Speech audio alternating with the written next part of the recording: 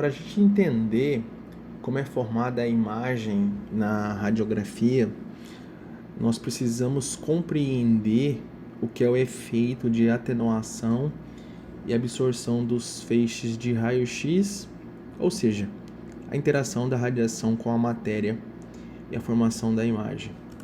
Então precisamos compreender que a imagem radiográfica é formada pelo resultado da interação do feixe de raio-x com a matéria e, com isso, a impressão radiográfica. Então, se nós temos aqui a interação da radiação emitida pela fonte de raio-x sensibilizando o filme, e entre esses dois objetos não existe nenhum tipo de material absorvente, esse feixe de raio-x vai sensibilizar o filme e nós temos uma imagem escura, uma imagem radiolucente ou radiotransparente. Entretanto, se nós tivermos entre a fonte de radiação X e o receptor de imagem um objeto absorvente, principalmente de alta densidade, como uma estrutura óssea, nós temos uma imagem branca, uma imagem radiopaca. Isso acontece porque parte da radiação X foi atenuada ou absorvida pela estrutura óssea. Bom, em relação aos pulmões, nós temos como uma estrutura de baixa densidade que contém principalmente sacos alveolares e vasos, e se nós radiografarmos essa estrutura, nós teremos novamente uma imagem radiolucente ou radiotransparente, com exceção, obviamente, das marcas vasculares. Bom, o que eu quero dizer com isso? Que existe uma escala de radiodensidade ou densidade básica na radiografia, na qual são diferenciados principalmente 5 estruturas básicas. São estas estruturas principalmente que formam uma escala de cinza entre o preto e o branco, o osso, as partes moles, sólido ou líquido, o ar, e entre estas duas densidades nós temos ainda a gordura, que é uma densidade natural, e eventualmente o metal, que pode ser encontrado em algumas situações ou contextos clínicos muito particulares, que também é individualizado na radiografia. Bom, dito isso, por que é que nós observamos então os pulmões e um contraste de branco permeando os pulmões? Bom, essa ilustração ela mostra que, na verdade, nós temos o ar aqui no entorno do paciente, na qual não existe nenhum tipo de estrutura absorvente.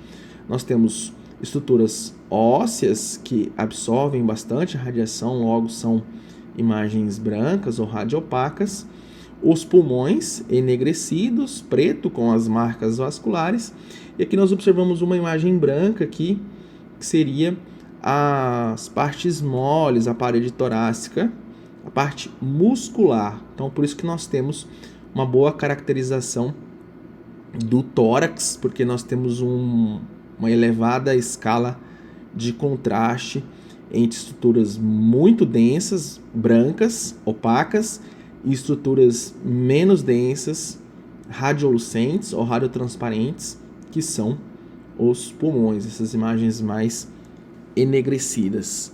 Bom, então nós temos uma escala de densidade do preto ao branco, e o que eu quero ressaltar nesse contexto é que a radiografia, na maioria das vezes, nós observamos como normal uma imagem escura em um fundo branco, que é o fundo do tecido muscular ou a parte óssea.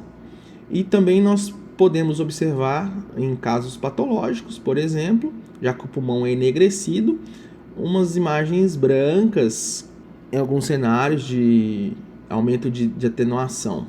E aí fica fácil para a gente caracterizar. O problema está quando nós temos um fundo e uma imagem patológica de densidades muito próximas. Aqui, por exemplo, branco com branco ou, eventualmente, um preto com preto. Bom, no caso, então, das imagens patológicas que apresentam um aumento de atenuação, nós podemos destacar as consolidações, a telectasia, derrame pleural, nódulos e massas, que se apresentam como uma imagem branca e de fácil caracterização na radiografia.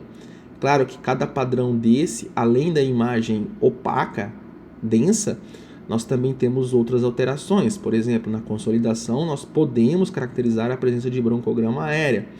Na telectasia, eventualmente, uma redução volumétrica associada ou desvio de estruturas. No derrame pleural, a ausência de broncograma aérea, eventualmente uma posição mais gravidade dependente, causando eventualmente um sinal do menisco, e que, quando mobilizado, ela altera sua topografia, sua morfologia. Os nódulos e massas, eventualmente, são imagens homogêneas, irregulares, exercem efeito expansivo. Então, cada uma desses padrões apresentam características muito peculiares. E no caso das imagens que apresentam com redução da atenuação, nós temos principalmente as escavações, pneumotórax, enfisema pulmonar, cistos pulmonares. Bom, então cada uma dessas alterações também apresentam um padrão e uma característica muito peculiar. As escavações, eventualmente, mais difícil de caracterizar no pulmão preto, e aí nós temos que tentar diferenciar se essas escavações são únicas, são múltiplas, localização dela, se tem parede, se não tem parede.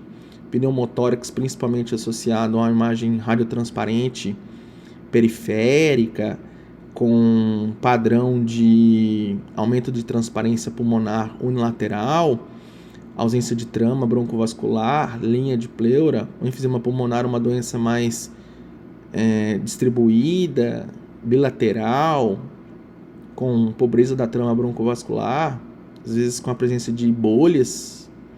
Cistos pulmonares geralmente são imagens com parede. Bom, então sobre a escala de densidade radiográfica e o básico para a introdução à radiologia torácica, espero que vocês tenham gostado do vídeo. Considere-se fazer parte do canal, deixar o seu curtir, o seu comentário é extremamente importante, e compartilhe esse vídeo com quem você considera que pode ser beneficiado com esse conteúdo.